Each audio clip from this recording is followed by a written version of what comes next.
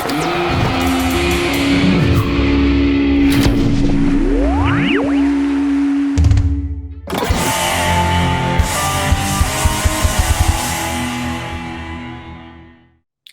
and welcome to Collaboratory, the show where Mike Morris improvises an animatic with a little help from our audience, and we learn about the craft of storyboarding all along the way.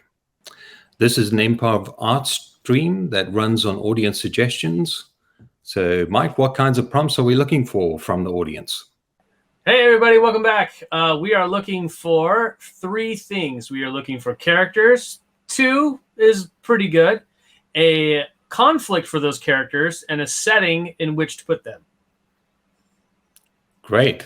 So, Mike, why don't you tell us a little bit about yourself? How did you get into this industry? And what are we going to be talking about specifically today? Well, our theme for today is thumbnailing and doing and how to get thumbnails into kind of like a good position to where it tells a story really well. And so we're going to go over a little bit about the thumbnailing process. As for myself, I've been working in storyboards for a number of years now, professionally. And currently, I am an animation director and storyboard consultant at a little show on Angel Network called the Tuttle Twins. Great. What similarities are there between directing and storyboarding? I know we've discussed this before, but it seems like the storyboard artist is really the first pass at the director. You know, I feel like storyboard artists are like little mini directors. You know, like when you are boarding an episode of anything, yours is the first iteration of those visuals, right? And a director will sort of guide everything as they go along. A lot of people, when they first start in storyboards, are revisionists, right? Storyboard revisionist is kind of like an entry-level thing. And then you go up to storyboard artist, and then you go up to director, and you're basically just a storyboard revisionist with more power. But it's not your job necessarily to get on the boards and you know, draw scenes and things, although that is part of the job as well. And some directors are really hands-on, and they're like, take a shot, or take a sequence or two and board it themselves. When I was on DuckTales, there were a couple of directors who were very, very hands-on. Actually, all of them were very hands-on in a lot of ways. And but your job is to craft this story in its entirety. Whereas as a board artist, you have maybe like, 3 or 4 sequences that you do, or 1 act of a 3-act show. And that's kind of like your focus. As a director, the whole episode is your focus, or the whole movie is your focus. And so you are there to put the pieces all together into a good order. Great. Okay, so speaking about directing and storyboarding, when it comes to thumbnails, do you find that they get shifted around a lot in order to get the story going the right way? Or like, how do you create that momentum in the thumbnails? Oh, all the time. I worked with one of the great directors of The Simpsons, Mark Kirkland, for quite a long time. And thumbnailing was his whole thing. Like, he was thumbnailing all day with different things, whether it's to correct a shot that's not quite working yet, or whether it's to like illustrate just one little change that needs to be made, or compositionally refine something. They're all done in thumbnails. So I think when you're directing, you really get a good handle on the thumbnailing process. It's like, well, we have a 2-shot here, and we go to another 2-shot. Maybe we should not do that. And then thumbnail, well, like for instance, if we have, like a 2-shot like this, we have two characters, and then, maybe instead of doing this again and just sort of flopping the screen direction, unless you're doing an over-the-shoulder shot like this, where you're making sure that one of them is bigger than the other, maybe in this case, instead of doing that, should go from here. And maybe put in a wide shot of them. So I'm noticing that you're drawing all the thumbnails onto like one slide. Is this kind of your workflow? Is this how you begin the process? A lot of times, yes. One of the things that there's a couple different ways you can do it. I often like to just do it all on one thing and then sort of copy and paste them out into other storyboards, or you can use the overview workspace, which I know a lot of people like to use. There are some limitations in the overview workspace, but if you were to, in your preferences, you have to uncheck forbid drawing on thumbnails. Because that would be an issue.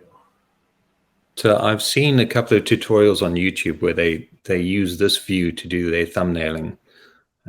Is this just a better way to keep it organized, or I suppose it depends on the artist? Well, I think once my computer stops chugging here, we'll definitely get into that. But in the thumbnails view, you can see that we have just little drawings here, and we can zoom in on those. You can make them a little bit bigger, to the point where they're getting really big. But I mean, when you're working on your thumbnails, looks like it's going a little awry for me here. There we go. So now I can do that same thing, and I can have those two characters like this, and then I'm going to create a new panel, and then I can do that same wide shot.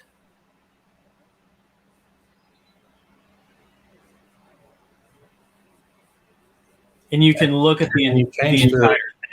Can you change the order of the panels while you're in this view?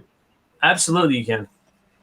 I can even do a lot of the normal functions. Like I'm going to copy this, put that there, and I'm going to paste onto a new thing. So, like for instance, if I was to do another, I'm going to duplicate this one, and let's just get rid of this little bit here where they're.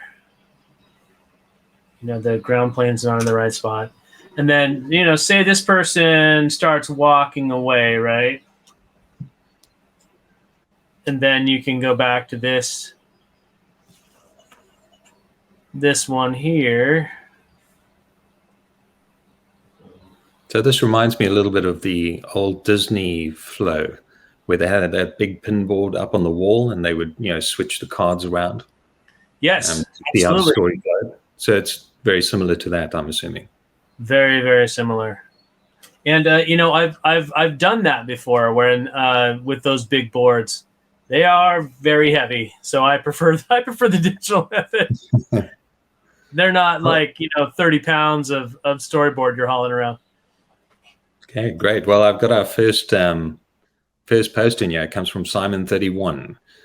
The character can be an animator student. The setting can be in a studio. The conflict can be the student thought she is hired to create cool storyboards, but ends up being an intern who gets coffee and lunch for the staff. Lol. Mm-hmm. Hopefully, so there's an expectation, and then the expectation isn't met. All right. Hopefully, this isn't autobiographical, Simon 31.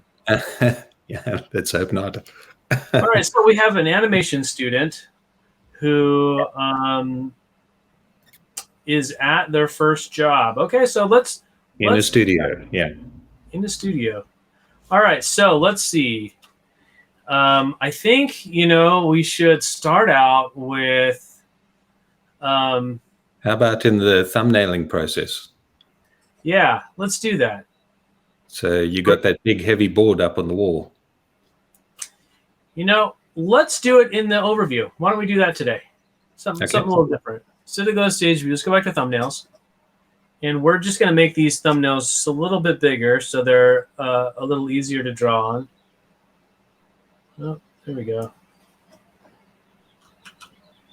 All right, so I think we'll start out with a down shot. Let's start out with the down shot like this.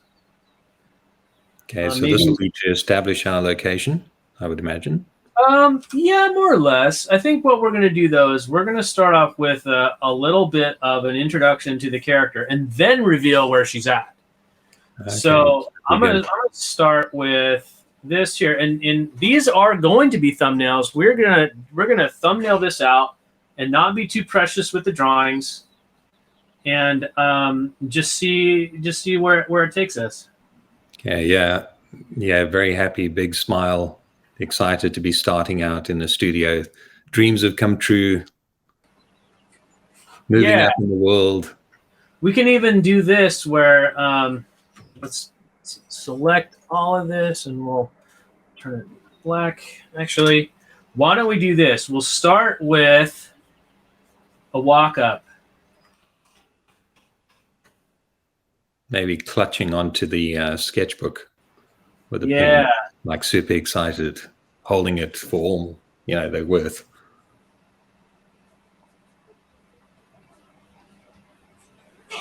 And then let's duplicate that like we do so many times on this show.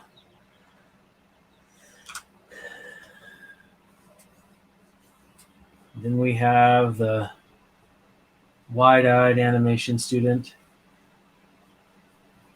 And got their bag, maybe even in this one, carrying like a portfolio case or something like that, because you bring a lot of stuff you don't need on your first day quite often.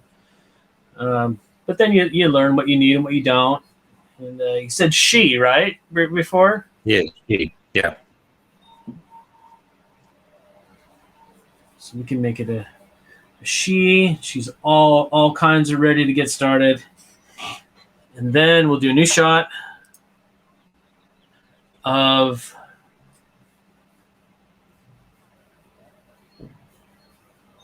animation studio.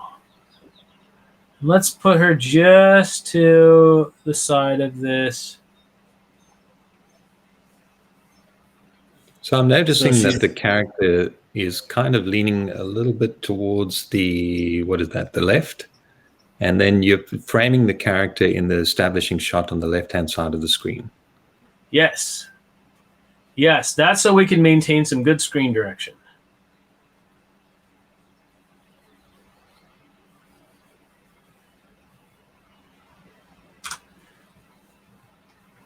And then, of course, the standard of all cartoons is Acme. Yeah. Animation. Great. And then it's going to be like a little corporate-y. That's fine.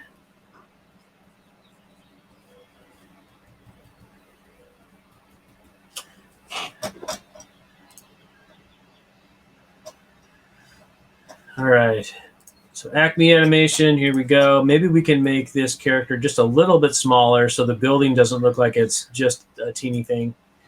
And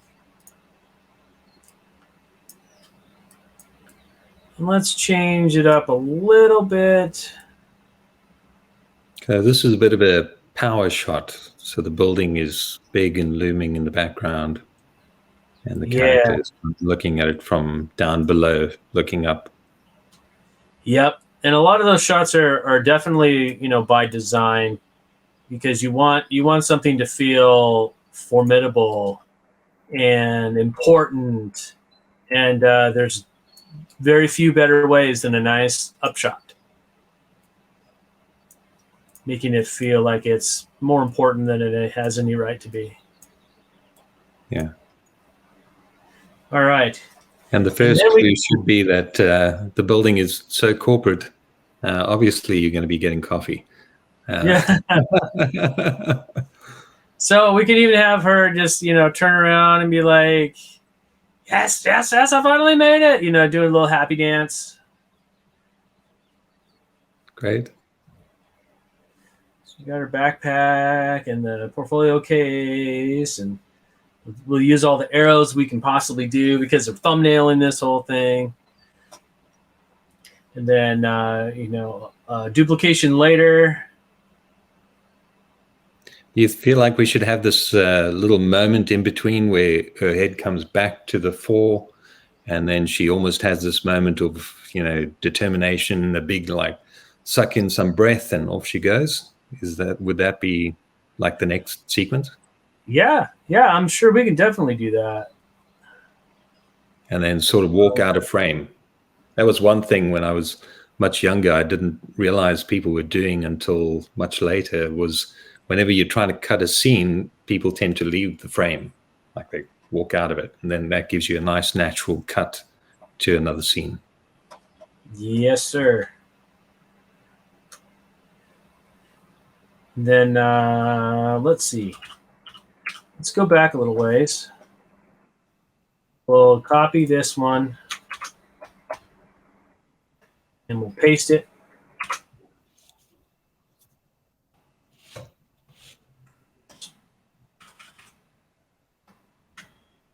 So in terms of choosing the angles now, I know that we said we're going to have her head swing around facing the front again. Do you take it the same as this, where it's from the perspective of the building, so you're creating a relationship between the building and the character? Or like, do you flatten it out at this point and make her a little bit more powerful, like she now feels empowered and she's going to move into the building? How do you make those choices? A lot of time I think I personally err a little bit on the side of economy when it comes to that. So going back to this particular shot and sort of keeping her in that same optimistic, she's still looking up, she's still adoring this place. She's not above it yet, so we can't have her be totally above it. Although, let's experiment with a couple of shots, because thumbnailing is all about experimentation, right? Seeing what works, seeing what doesn't, and we don't do precious drawings because things may change at a drop of a hat. Things are going to change at the drop of a hat, and so we want to be as ready for that as possible. Let's just do a nice little hookup drawing right here. So how do you avoid the temptation? How do you avoid the temptation? Because I find that I am constantly trying to refine my drawings, even in the thumbnail process. It just takes practice. It just takes practice and a good healthy apathy for nice drawings.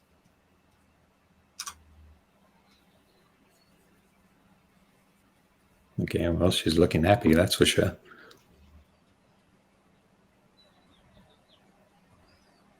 What's up, Susan? It's Jay here with Apps. Then she's got to get serious and calm down. So we're gonna duplicate that, and we're gonna go through, and on this panel we're gonna get rid of the red. In this panel we're gonna get rid of black lines, and let's duplicate that one more time. And we'll go back to this one and have her just sort of like, right herself a little bit. So do this, and we'll lean her forward just a little bit. She'll regain her composure. So, I mean, we got 3 frames that are kind of in the same position.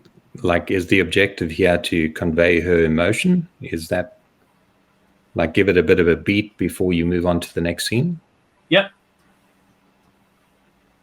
So this would be like timing, getting the timing right.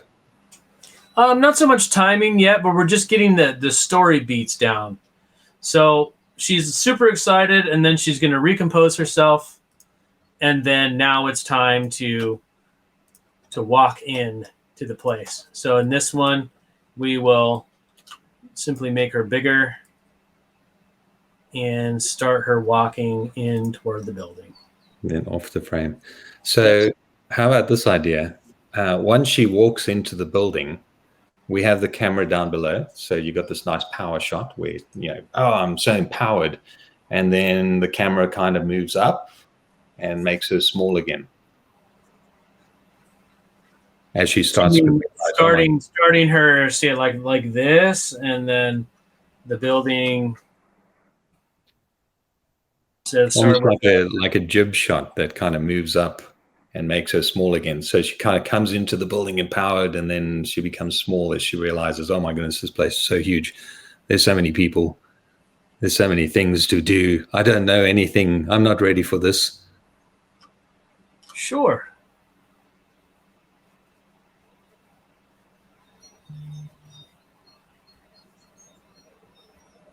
She's got her bag. She's got her portfolio.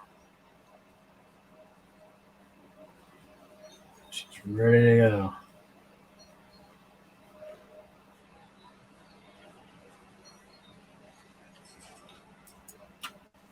We have the doorway down here, and that's got this sort of thing on it. Okay. All right. Oh, one thing we need to do first is we need to separate everything onto different layers. So we take this. Actually, no, we're going to take the character, put her on a separate layer.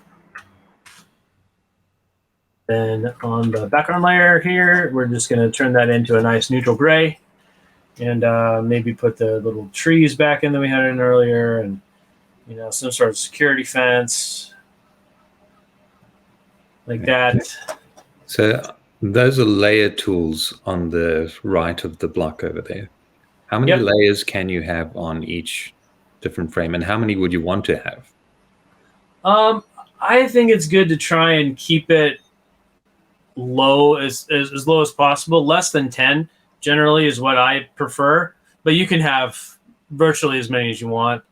Depends on how complicated your scene is. But yeah, I try not to overcomplicate and try and see how little I can use instead of how many.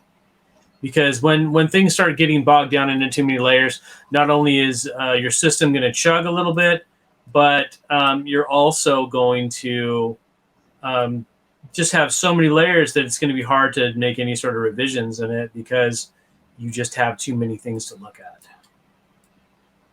Yeah.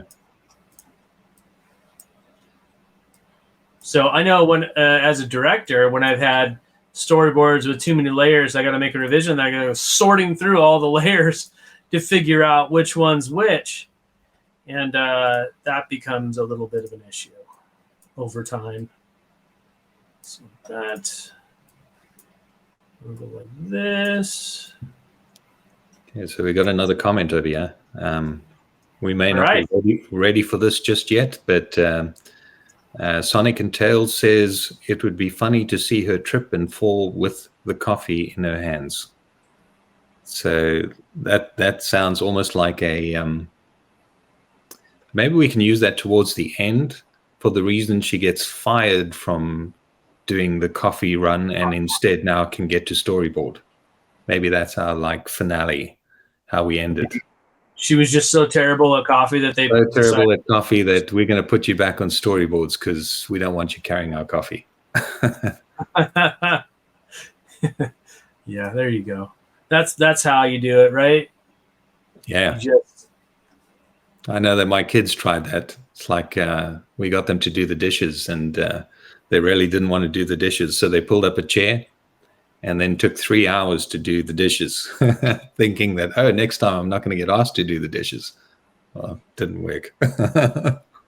All right, so we got just a little bit of an adjustment up, and we'll see how that looks. Let's go to the camera view really quick. And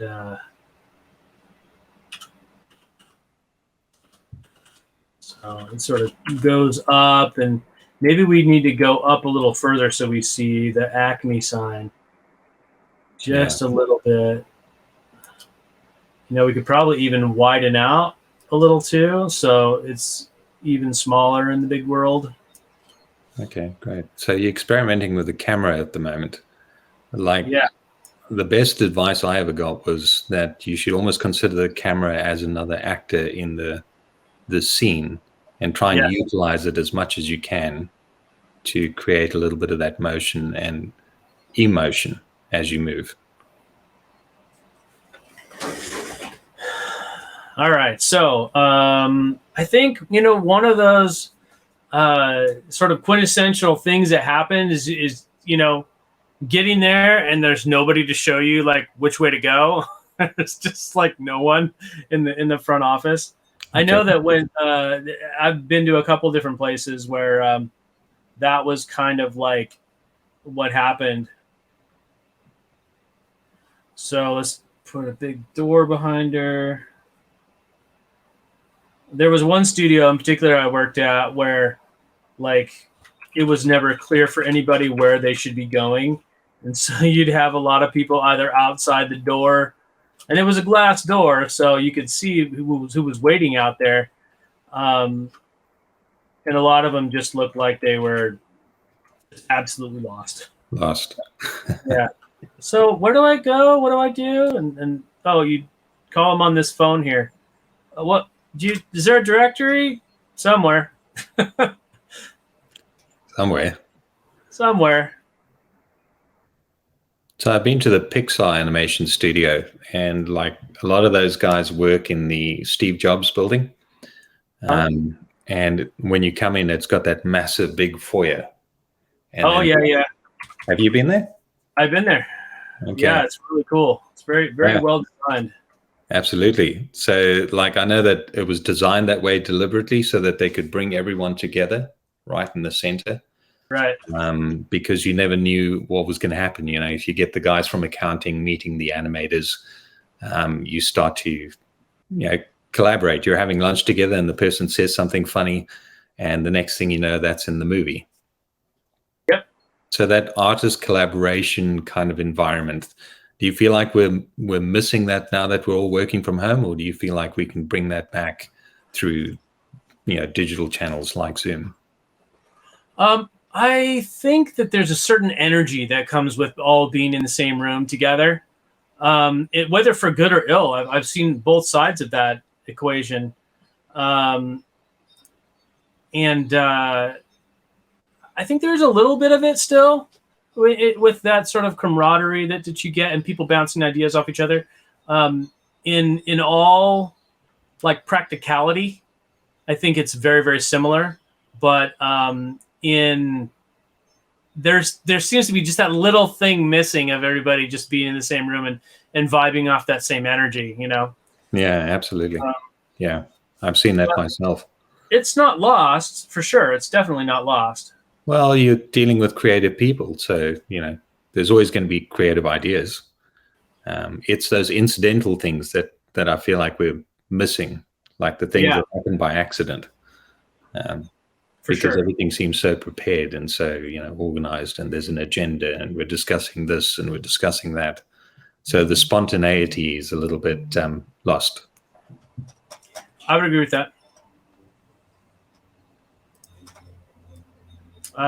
that. So come in, looking around.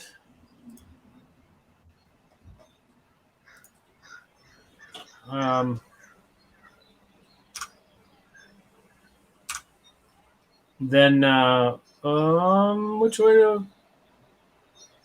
Are we going to have any supporting characters in this animatic? Do you think we need anything at this point? We need a supporting character. What does our audience say? Let's have a supporting character. Let's have the audience come up with a supporting character. Who do we want to see either help or interfere with this person coming in through? Should we name her as well? That'd probably make it easier to talk about it.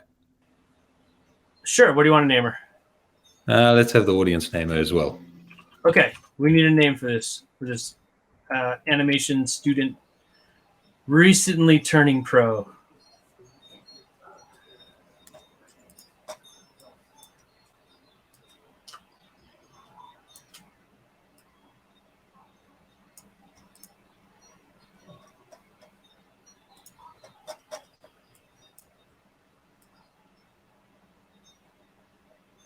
So I noticed you got a flat shot here.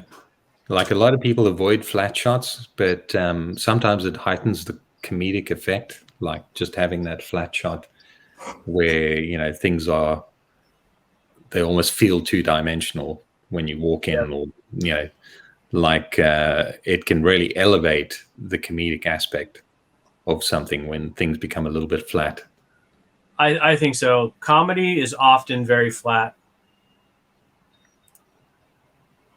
So let's have somebody. So anything from the audience quite yet? Still waiting for something.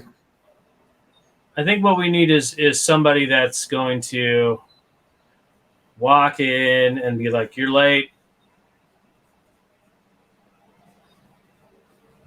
Well, maybe we can start setting up the coffee thing. So, how long does this animatic need to be? It can be as long as we have the time for it. Okay. There's no prescribed length. All right. So maybe this person is a rival, and they see the new person, and they were the coffee carrier at some point, and now they're trying to kind of pass that task on. And they see this innocent newbie arrive, and I think we have our villain. Maybe. I think a lot of times, though, maybe, in every animation studio that I've ever worked at, I think more than likely it's just somebody that's been there a long time. This is like, doesn't know who that person is and doesn't care. They're just like, all right, go get that thing, Okay. So maybe that'll be the right way. And like, no, this is a storyboard artist. Oh, okay, it's not this person that I thought it was. Okay. But we can make it that way. Sure. It doesn't matter. What does the audience say? Let's see what they say. Okay. Let's see. Something's coming in.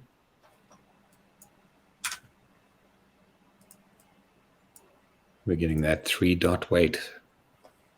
Oh no. Oh no. We got to put that in there somewhere too. No. The 3-dot wait. There we go. Simon 31. The staff isn't nice to her. Maybe we can name her Bella. All right. Staff is not nice to Bella. Poor Bella. Again, we're not focusing on pretty drawings. We're focusing on thumbnails, and thumbnails are just about a visceral reaction to what is being shown. Storytelling drawings, not necessarily nice, pretty drawings. So in terms of like camera angles, there are different things that we use camera angles for. So obviously for the wide, we're trying to establish things. What are the kind of things that you would use mid shot for? Mid shots are really great for showing emotional stuff on both an intimate and a body language level. So Okay. you can see the emotions in the face, not quite as good as you can in the close up, but I mean, if I sit up straight, you'll see me in more of a mid shot. You can see a little bit of my body language. You can see the expression on my face, and a lot of that is very. You can get kind of the best of both worlds in a mid shot. Whereas with a wide shot, you're looking at mostly body language, a little bit of facial communication, possibly, but most of what you're going to read is in the body. In a medium shot, you kind of get a little bit of both. You can't see them shuffling their feet or anything like that, or being uncomfortable, but you can see them bobbing up and down, or something which would indicate an uncomfortable thing if somebody was like leaning back and forth on their heels or something. And you still get a lot of that in the face. Again, not as good as a close-up, but you get a lot of that well, you get that acting that you're looking for. Okay. Speaking of which, let's do it. Okay, who is this person going to be? Okay, so I've got something here. Maybe a receptionist is an obstacle. So I'm going to try and say this name, but please forgive me if I don't say it right. But it's Zamokulo. Zamakule, Tusi. And they say maybe the receptionist is the obstacle. So maybe this person is the receptionist that stops them. And then Simon 31's got Bella realizes being an animator is nothing she ever expected. She already hates the animation industry. I think we can bring this in, with all the coffee that she keeps carrying in. Like it's not what she expected. She's just carrying coffee. And then the worst thing happens, which is she messes the coffee on maybe the boss, the big boss. Or the receptionist, since we introduced that character. Let's see. So if we turn her around that way, turn her around, spin her. Body language.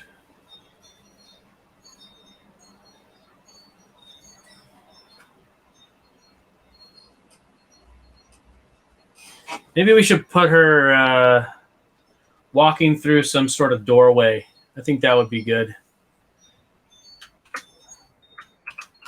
Somewhere where Bella wasn't necessarily expecting her to come from. So at this point, we obviously don't have any voiceover artists or anything like that. How do we convey the message, like what she's saying? Where would you put that? You can put it in here in the dialogue. You're the new person. So right here in this little box, you can indicate some sample dialogue choices. Okay, great.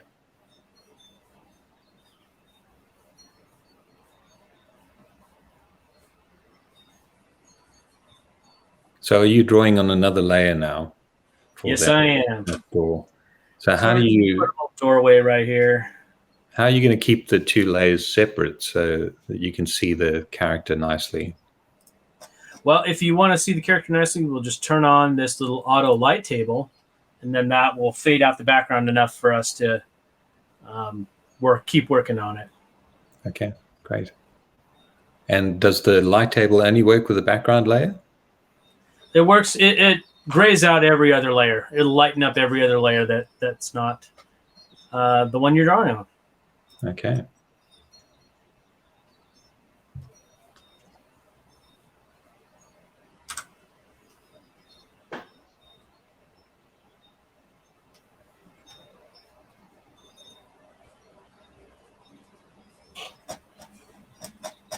Should take this actually, and let's move that over here so we can get this hand coming up. Are you the new person? Thought I heard a little bit of a Boston accent there. Nah, it's the fake New York accent because I don't know. I guess I, like most people, conflate New York accents with surliness. Okay, well, I mean, it is the New England area. Like I always think of the British people when I think sternness, like it's almost like that strict school teacher, Roald Dahl type, environment. Oh yeah. So let's have her do a little step in here. So she steps in. So are these pretty standard kind of arrows in Storyboard? Like I've noticed you've got a little bit of a hop in that arrow. Is that a pretty standard thing for Storyboard artists to demonstrate, like walking? Yep. That's a symbol for walking for sure. Is that little thing? Sometimes people do multiple hops, but it sort of indicates that sort of motion. Okay.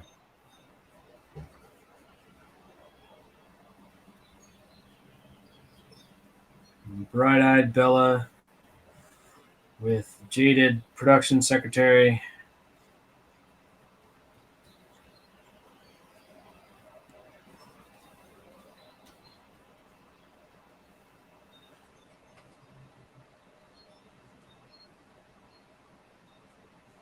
He reaches out for a handshake or something. Be great if, in a refinement kind of situation, she was holding the art portfolio in the wrong hand, and so she had to first do the switch, create that awkwardness, and then puts her hand out to shake it, only to be turned down. Yeah, well, I mean, given more time, absolutely. Yeah. But we're jamming through this today. Yeah, timing is an issue.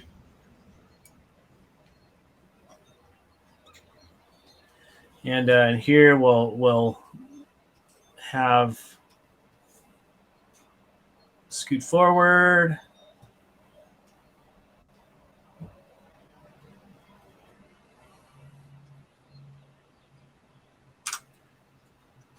A little bit more of a...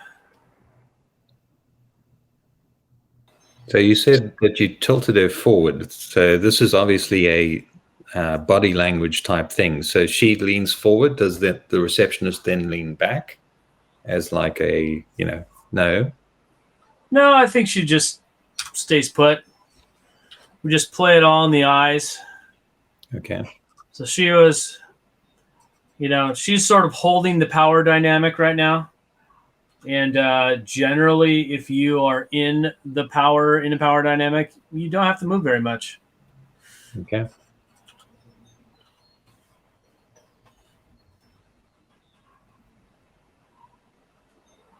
So when she leaves the scene, we can probably have her, walk off and go and shout at somebody else. Yeah. So we can create the interruption to move the story along. Yep. All right. So looks at her, looks down at the hand, looks at her again. Doesn't bother and just says, "Follow me." Okay.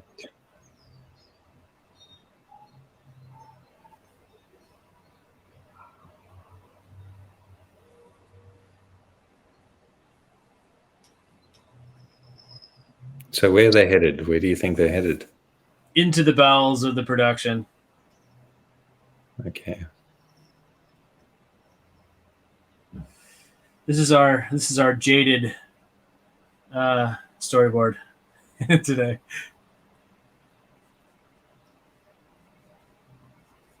Because generally, animation studios are quite lovely places to work.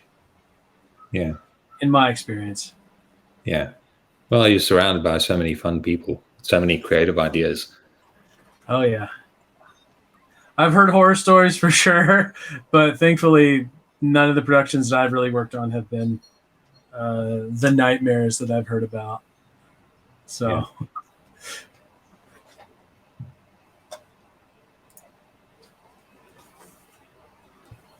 There's our duplicate layer again.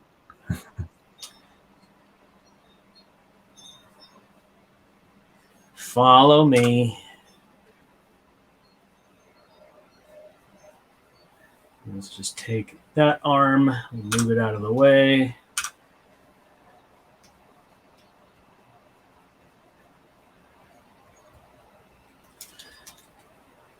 Cut it off there. And then we can give... This is another fun little trick for Storyboard Pro. You can just hold down Shift and Alt and run your eraser through it and just scoop up the odds and ends. And then you got a nice little piece that fits right in there. Right.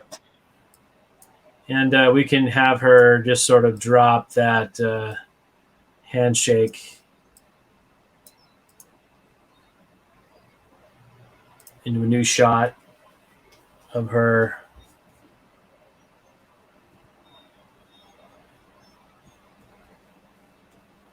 Maybe not looking confused, but like a little, what? Like the social niceties are not here. What's going on? Poor Bella.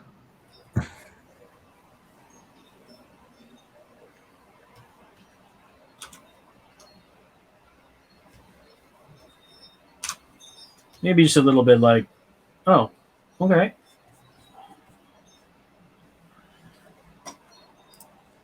Yeah. Again, with a little extra time, you can maybe have her eyes, flicker left, right. Did anyone else see that, or is that normal?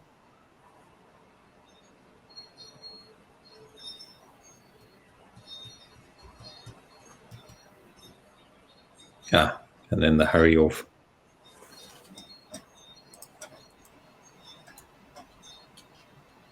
So what happens when she gets into the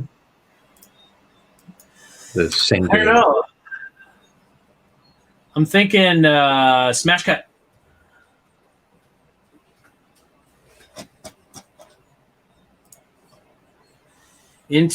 Smash cut into a big pile of coffees.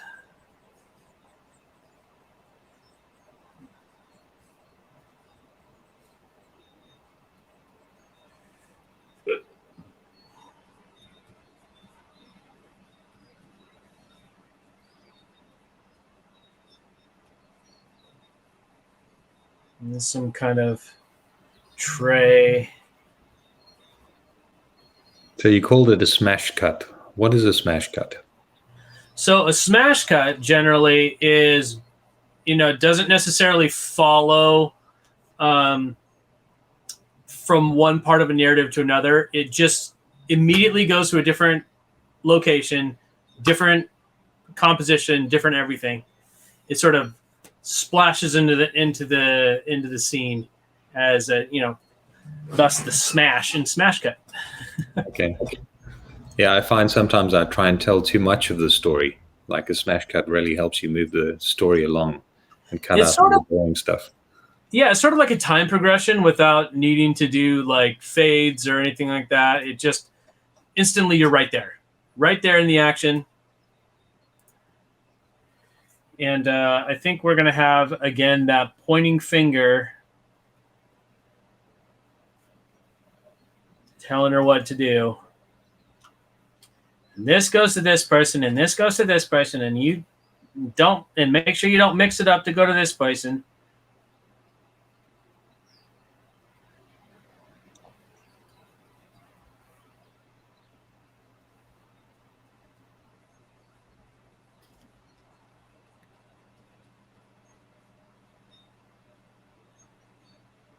It's hot. It's very hot. Okay, so at some point we've got to come back to Simon 31's suggestion where she hates the animation industry. So I suppose she would have to deliver a few rounds of coffee. Do we do smash cuts of like different time periods where she's going to be delivering all the time? We do montage? Yeah, like a montage. Right. And then, maybe she's happy to bring the coffee the first time. Not so happy the next time. Not so happy the next time. By the third, fourth time, she's like miserable. Like, I hate this.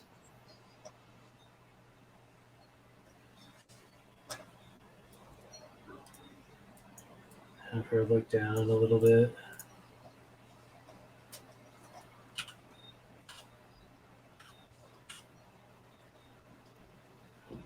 So if you refine these drawings, would you put like as an inside joke, like the wrong spelling for a variety of different names on the cups? It's quite possible. I know that happens frequently. Yeah, I know studios love to put in little Easter eggs for people to find.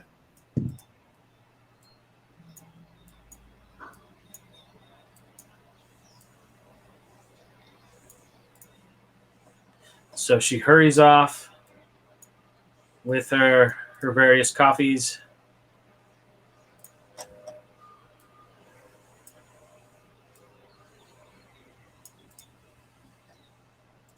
And then cut to, animator working hard.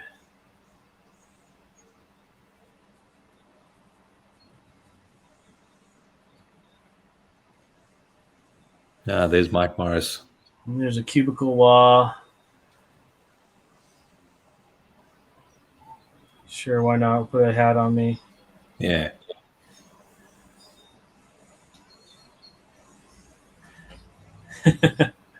So does she walk back or walk past and then like walk back and stop for a moment and then, longingly look at him? Is that how we convey it?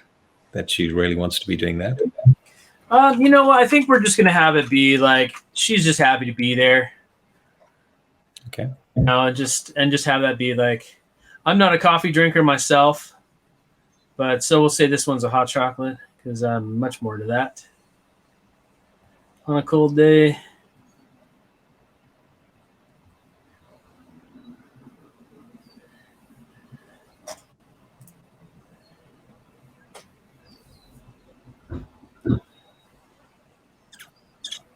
And we'll go ahead and put this on a separate layer.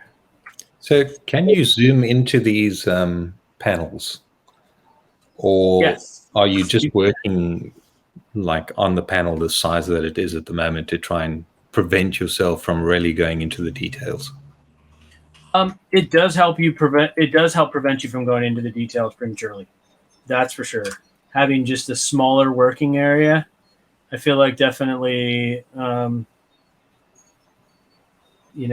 makes it easier to not be as precious with things. Okay. And don't forget to write Mick on the cup. Just as we don't have time for that. No details. No detail, damn it. There's no time, man. There's no time. No time for details. We can't even write Mick on the cup. We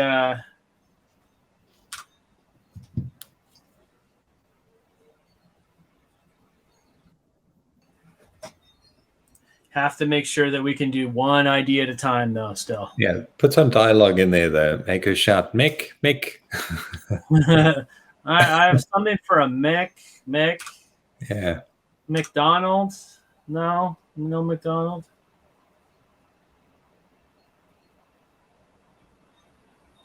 And then you can say, it's Mike.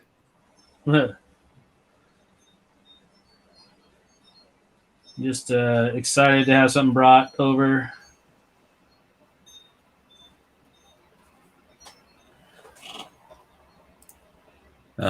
It's Mike, but thanks. Oh, you know what? Maybe for this one that, be excited, and then subsequent ones maybe just not as much.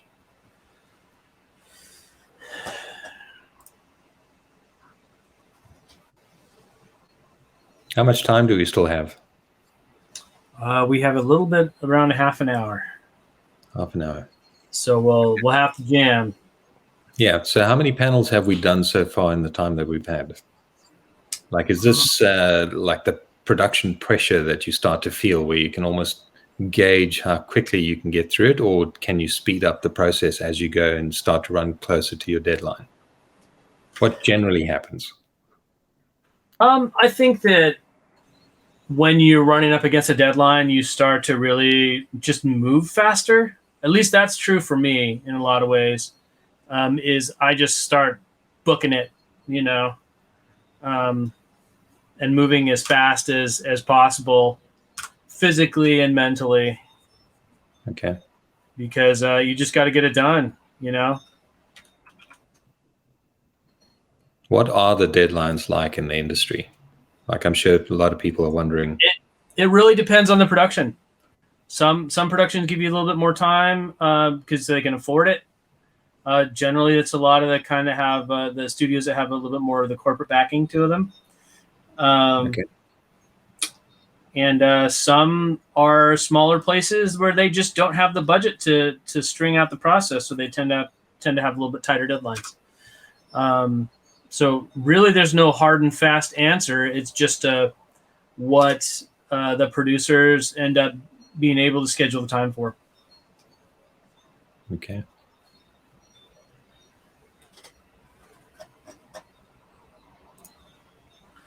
And then we'll have a little bit of, hey, thanks. We'll see ya.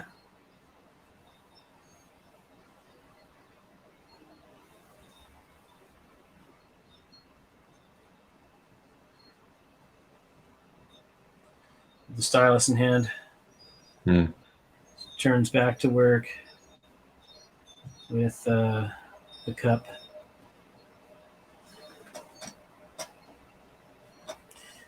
We'll get little Bella here. So what are the typical kind of comments that you would get from a director? Like, I know one of the most vague ones I've ever gotten was "make it pop." How would you interpret a note like that? I don't know. Again, it kind of depends on the director and the kind of instructions that they give to you. Like, I'm of the opinion that you should always be able to talk to your director and ask them if they give you something like "make it pop." What do you mean by "make it pop"? Do you mean compositionally? Do you mean in color? Do you mean, give me a little bit more direction? And really good directors are good communicators, and they'll be able to let everyone know like exactly what's on their mind. Great. Some directors aren't quite as good at that, and you kind of have to either wring it out of them or figure out just a better way to communicate with that particular director. So your advice for storyboard artists would be, work on your communication skills as well, just so that you can get the right kind of information and a more effective brief so that you can, do what you need to do. Working in any business, I feel like, is like that.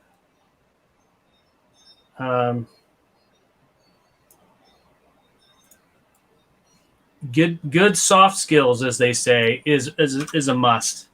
Yeah. I noticed you immediately sprung into, options. So, not just saying, well, how do I make it pop? It would be more like, okay, so what is wrong? Is it the angle? Is it the color? Is it the composition of the shot? Where is the area where it's not popping? So I think giving them the options helps them to narrow down their thinking as well, make it a little easier. Absolutely. We'll keep her going on. Give her just a little bit of sliver on the end here. And then for that other one, the other character, we'll just go back to this original one here.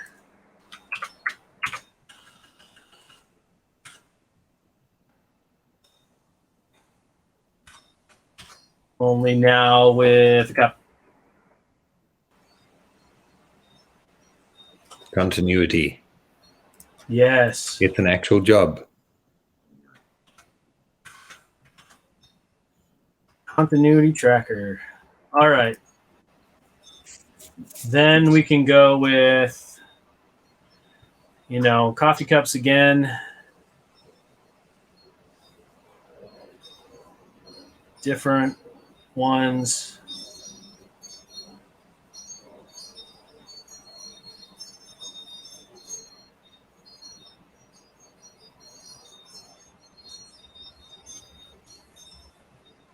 Bring that down onto the tray. Let's check it out.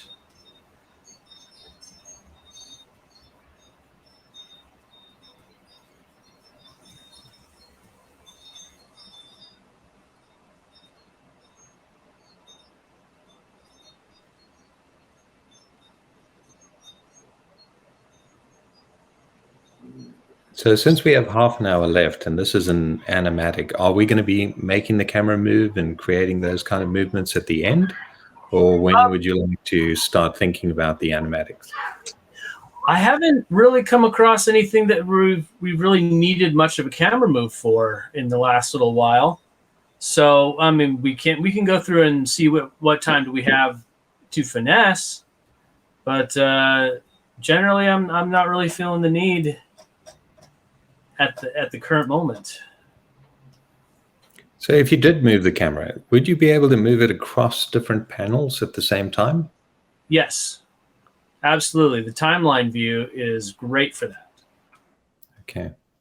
in the thumbnail view right here, it's not quite as prolific, unless you're doing, panel by panel camera move. Yeah. I tend to like the animatic style in the timeline, so that's what I gravitate toward myself. So this is our little montage now. Coffee cup, coffee cup, coffee Yep. cup. Coffee cup, coffee cup, coffee cup.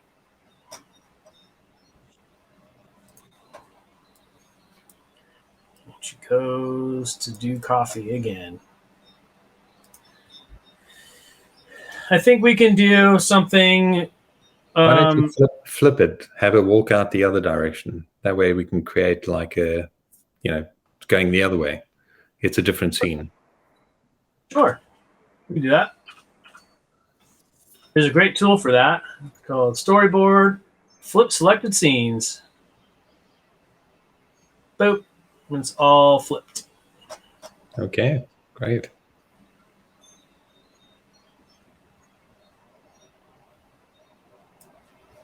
So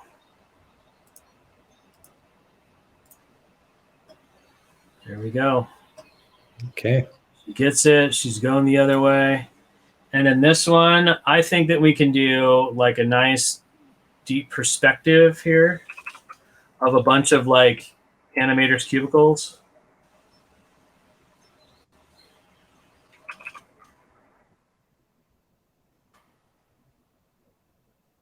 Oh, yeah, nice.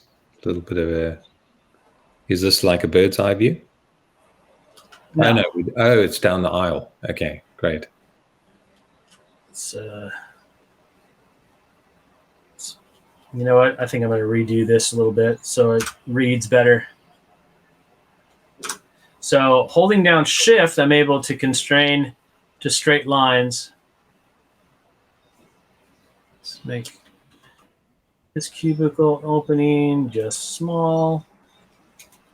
And we'll make a different one just a little bit bigger. So do you use guides at all at this stage? Or are you really not thinking about guides? I don't generally, but I have kind of a background in perspective drawing, so I can kind of gauge my shots where I think they need to be, and if I need to adjust anything, I can. But I know that if I have a shot that I particularly need a tricky perspective for, yeah, I'll definitely pop out a guide and work off of that for sure. Holding down Alt while you push Shift too, like really helps with, being able to have it perpendicular. Great. So we can have. You could probably use jump cuts here as well as she, hands coffee into that cubicle, that cubicle, that cubicle. So you can have just a bunch of hands out. Yeah, and then do jump cuts. So now she's there. Now she's there. Now she's there. And just have her with her tray of coffees. I would imagine in the animation they would probably use movement and speed it up a little bit so that she's yeah. I think in live action you would probably use a jump cut because you want to cut out that boring walking. But in animation, you're really not limited. You can do pretty much whatever you want. There's two schools of thought on that. I think, showing it, walking back and forth, that kind of adds to that mundane feeling. But yeah, you can totally do. Yeah, you're right. Like if you're walking, it's mundane. If you jump cutting, it's a little bit more like efficiency sort of thing. Yeah, you wouldn't have that. You wouldn't have that same sort of like, oh, I hate this because it's awful. Feeling. You don't get that. You don't get that drudgery. Yes. And that's one of the things that for thumbnail drawings, knowing good gesture drawing and having good gesture drawing habits, that helps quite significantly. So how do you practice something like that? Figure drawing. Okay. You take figure drawing classes. Okay.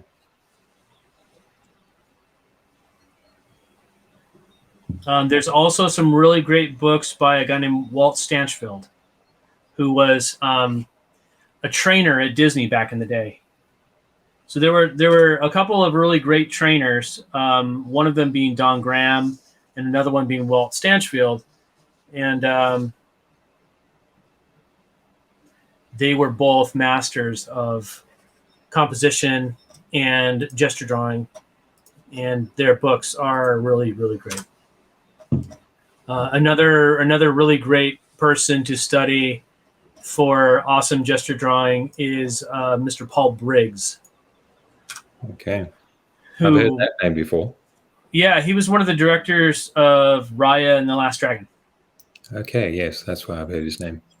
So we got another question here from Pearl. What is the difference between a montage and a jump cut? Well, a montage and a jump cut. Montages are generally, well, in France, it just means a cut, I think, or a series of cuts. And it's just the word they use. But we turned it into like a phrase of a lot of different scenes that tell a story quickly.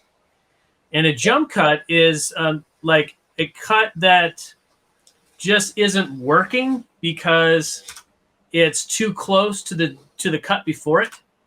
Like, say you have a shot that is a medium shot, and then you're cutting to like virtually the same shot, only slightly off. In a lot of modern internet videos, they jump cut quite a bit. You can tell that somebody did a lot of filming and just cut all the pieces they wanted together. And it's just that slight jarred motion that you see that they do. And so actually jump cutting has kind of become popular in a way. Mm-hmm. Or rather acceptable. Yeah, acceptable. That's a great way to put it too. Yeah, I remember when reality TV came up. Before that, everything was high production value. It had to be filmed a certain way. You had to light every scene. The movements had to be planned. And then when reality television came in, suddenly you didn't have to do any of those things. You could pretty much even film corporate videos in a reality style way, and it was perfectly acceptable. Yeah, for sure.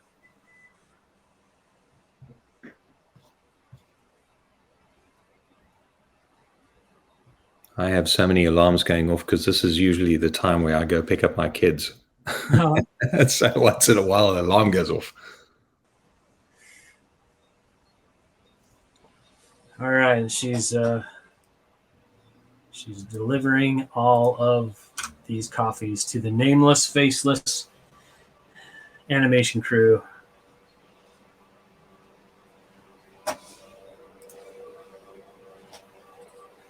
And sometimes people use tricks that are, like calendars going by and all of this stuff. And there's lots of different things that that people can do to make their montages work. Yeah, I think the first time a montage was really used was in Citizen Kane, wasn't it? That I couldn't tell you. It's interesting. Yeah, I was reading about it recently, and Citizen Kane broke a whole bunch of rules when it came to cinematography. And it was mainly because Orson Welles thought that the camera could do everything that the human eye could do. And so he broke the rules, which then changed the industry dramatically afterwards. Oh yeah, he was great at breaking rules. There was a really great story between that I heard in an interview with Orson Welles, just showing kind of what a renegade that he was.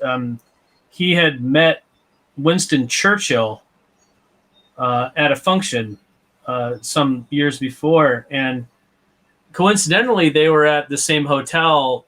He was there. Orson Welles was there because he was trying to get funding for a film, and Winston Churchill was there because the war was over and he was on vacation.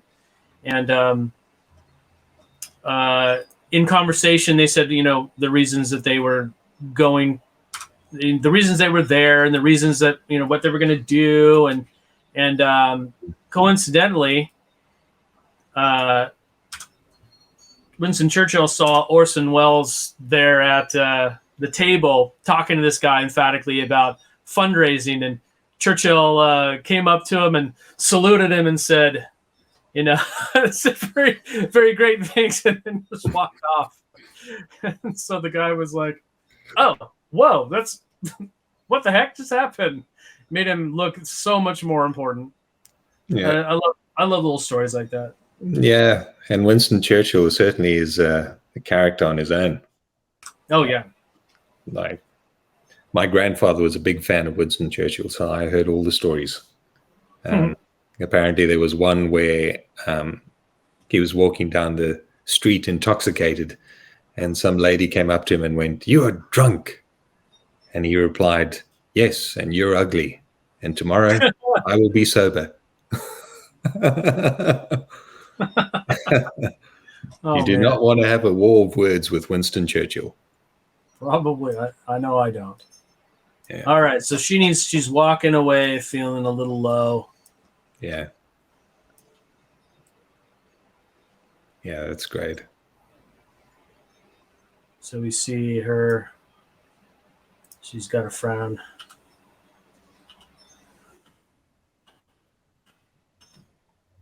She does that little wave as she gives the coffee to people.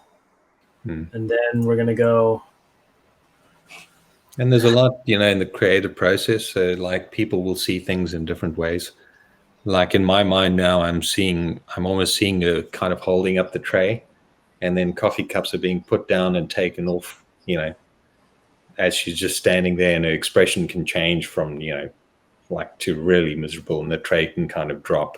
So, different people will have different ideas of how to convey that emotion as well. So there's no right or wrong answer is what I'm saying. No, there isn't.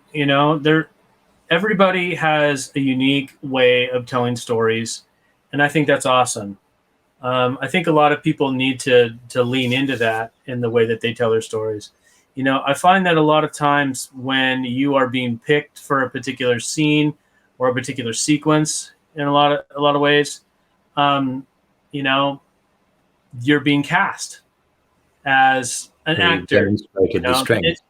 And your director will try and play to your strengths, or some directors will give you an opportunity to try and show more of what you can do. Yeah. And that's always really cool when you get people like that are looking out for you and giving you an opportunity to try new things instead of just being sort of typecast all the time. Yeah. But you have various things that maybe you're really good at. Some people are really good at dramatic acting. Some people are really good at comedy, and play to your strengths in those storyboards when you have them. And very often these people, they were given a break. So they're looking for an opportunity to give someone else a break as well. Yeah, for sure. All right, so we've got lots of coffee cups here. Let's give her just a little bit more. We want to make her feel a little bit small in the frame, like the coffee cups are just drowning her. No, maybe you can have the camera move out from her face, like just her eyes, and reveal all the coffee cups again. Oh, sure. That sounds like a great idea. Let's duplicate that, and we'll go back to this first frame, and we'll drop some keyframes at the bottom and the top of that scene, and we'll start. Oops. We'll start with just her face right here. And then thumbnail view, you can't really zoom in or out.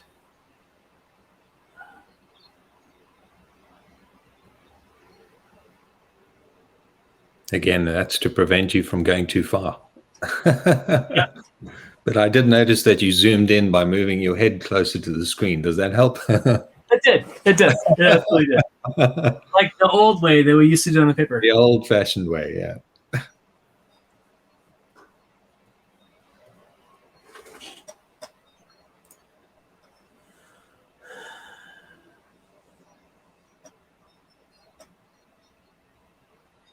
All right. Let's see. Now we need a good resolution in that she's going to spill the coffee, but how does she go from just being the coffee girl to, living her dream, being an artist? Yeah. And we need to do it kind of fast as well. Yeah.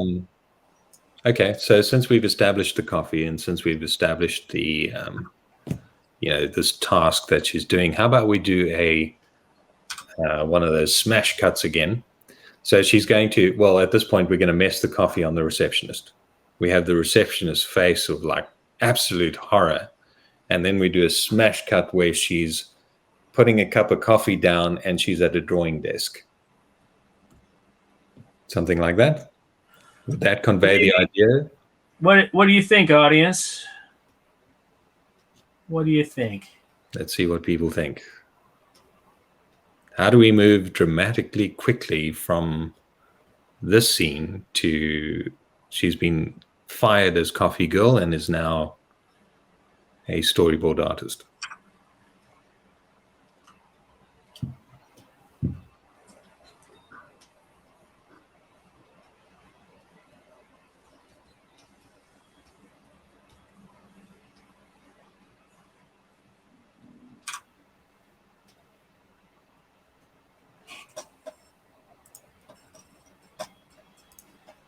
Yeah, we could have the receptionist shouting, "No more coffee for you."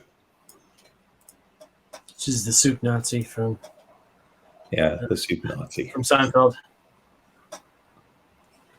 That's a Seinfeld Right. reference. We've got 20 minutes left. So you know what? I have an idea. I think it should be like she's got the coffee set down and she's just taking a break with her sketchbook. And then the person that has been ordering her around bumps into the coffee, spills it all over herself, and she's drops her sketchbook. Somebody else picks up the sketchbook and takes a look at it and says, "Why are you serving coffee? This is great." And then smash cut to her as a board artist being delivered coffee by someone else. Yeah. Okay, so that ties right in with what Pearl is saying. Someone realizes she's an amazing storyboard artist and fires her as an intern. Okay, great. I love it. Straight to work. Yeah. Earl, that's genius. So I think we should do maybe, she's disgruntled. She's like wondering, she's even doing here. She's got all these blasted coffee cups, and you know what? For quickness sake, I'm just going to start copying and pasting a bunch of these. And now we're coming down to the crunch. You can do that when it's digital.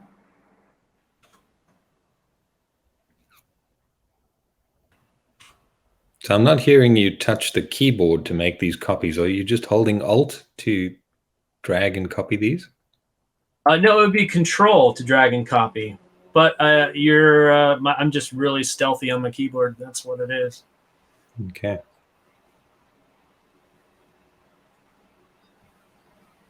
The Control or Command on a Mac is what you use to duplicate. All right, and given time, we would clean that all up. We don't have that sort of time. We'll just have, we'll put BG pan behind. And, sort of a little bit of inner turmoil.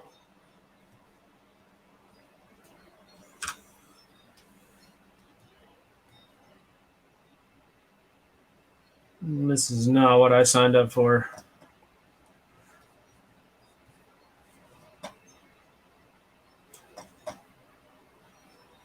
I'm going to do the... Like you can develop the story even further given more time. But like absolutely. Maybe the reason she trips is because she's looking at somebody else drawing again, and it's like, wow, boom, there goes the coffee. Obviously given more time. Yeah, we can do that. I think so. Yeah, you got Mr. Mike in one of those other panels. Just duplicate him.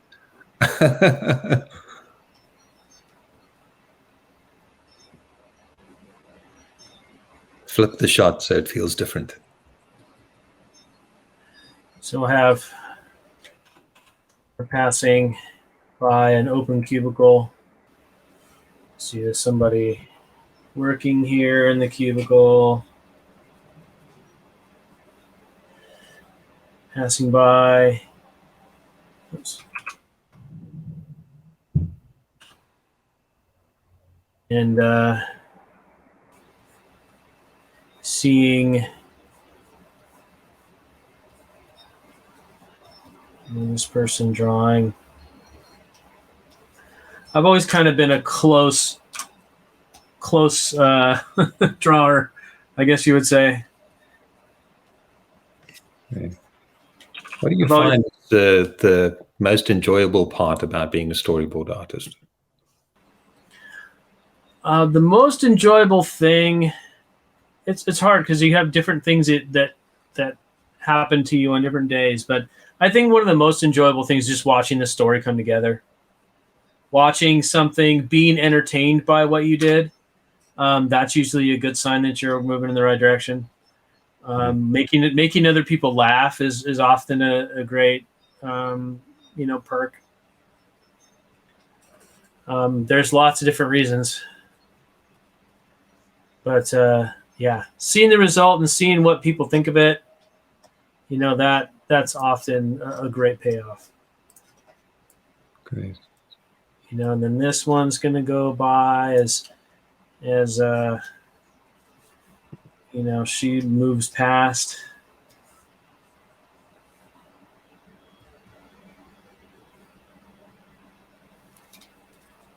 And we'll just grab that. And if we were smart, we'd lay this all out, but we're not going to because this is about thumbnails, darn it. Yep. This isn't about layout. This is about getting our story out in the fastest way we can. And that is not precious with the drawings, thumbnails. Have it be her looking at this person drawing, and we're just going to come borrow a couple of things from over here. Oop. Line that back up.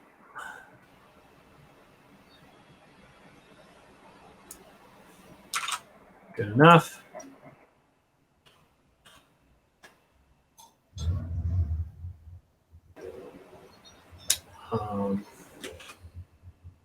Let's do a new shot of her just. Would you put in a close-up of her foot tripping, like in between, to kind of show that she tripped before she actually falls with all the coffee? Sure.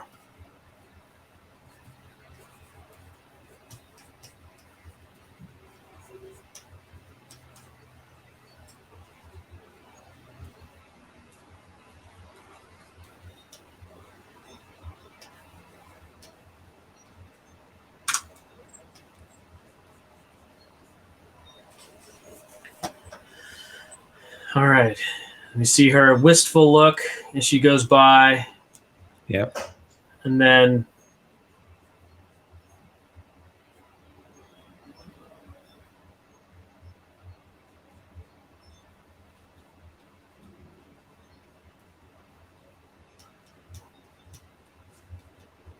so I suppose this is when the thumbnails come in handy. So if you could basically try out both, like the trip and the fall, in which order would you like to see it, kind of thing.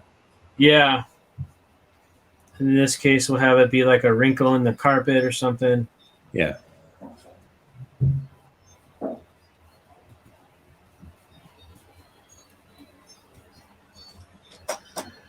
And then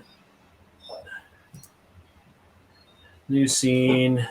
There was an interesting thing on Twitter not long ago. There was an intern that released a bunch of, well, they basically emailed the entirety of their the entirety of their subscribers, and so all these really heartwarming stories came out about the intern. Yeah, I saw that. We have 3 minutes left, Mike. Just letting you know. Okay. You want to move over to the animatic? Yeah, let's do that. Yeah, I saw that. That was quite interesting. Like a whole bunch of people who had made similar mistakes when they were interns, they all came to their rescue, referring to them as the intern. Hey, intern, this is what I did. Hey, intern, this is what I did.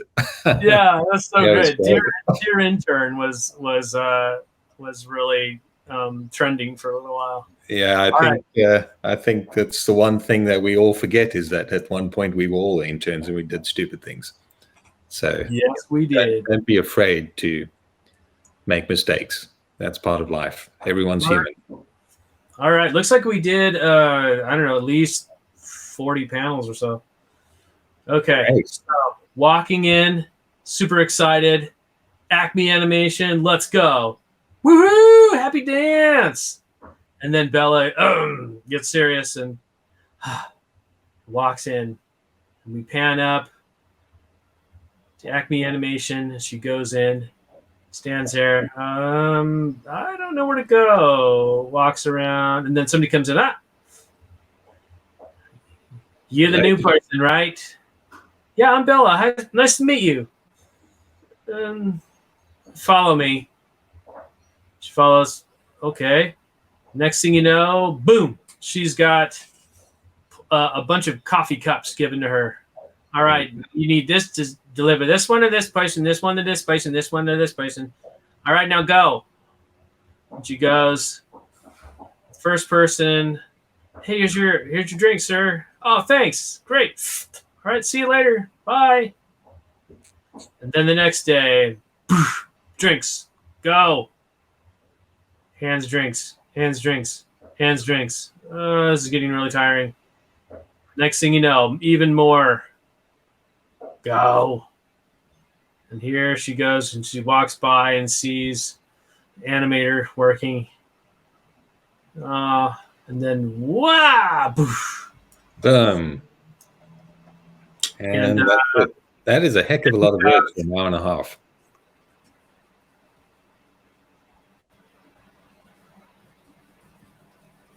We have CEO guy who's now covered in stuff, covered in dripping coffee. Okay. It looks like this story is not going to have the happy ending we give him give him a big mustache. Yeah. But he's a kindly sort. We're at the end of our time, but can we continue on for a little bit? We'll give it just a couple minutes. Okay. And let's have her put her hands up like, oh, I'm so sorry, I'm so sorry, I'm so sorry.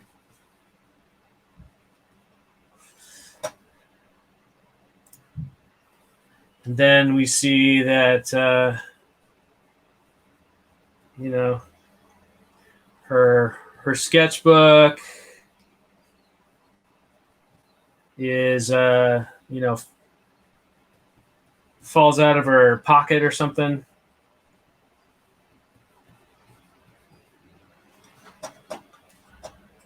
And we go cut back to this. And this would definitely have to be done better. Yeah.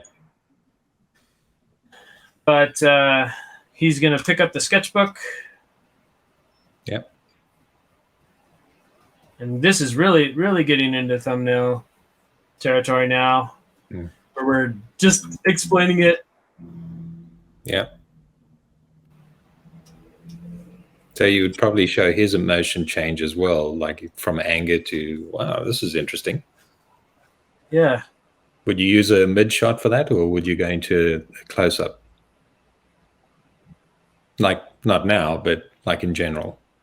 I would definitely go with the close up for that.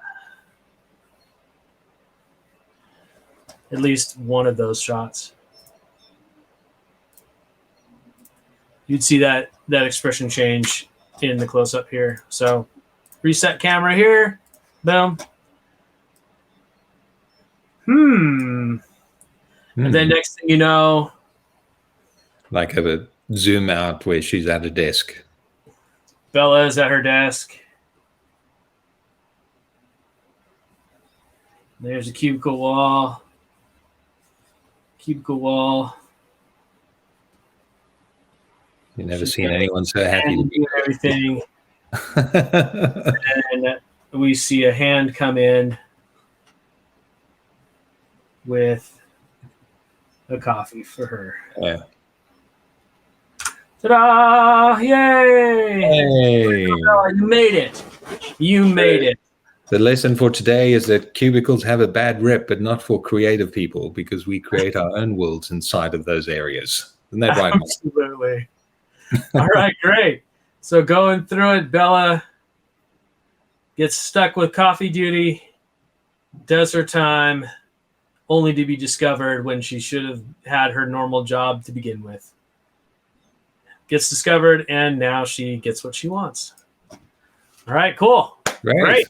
Oh, thanks, Mike. Appreciate it. This has been the Collaboratory with Toon Boom, and we got to learn a little bit about thumbnailing with Mike Morris, and learned a bit about the art of storyboarding and choosing the right angles and not being too, careful with your drawings.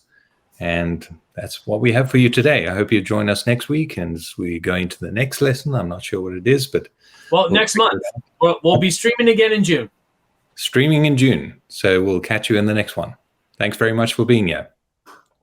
Thanks, everybody.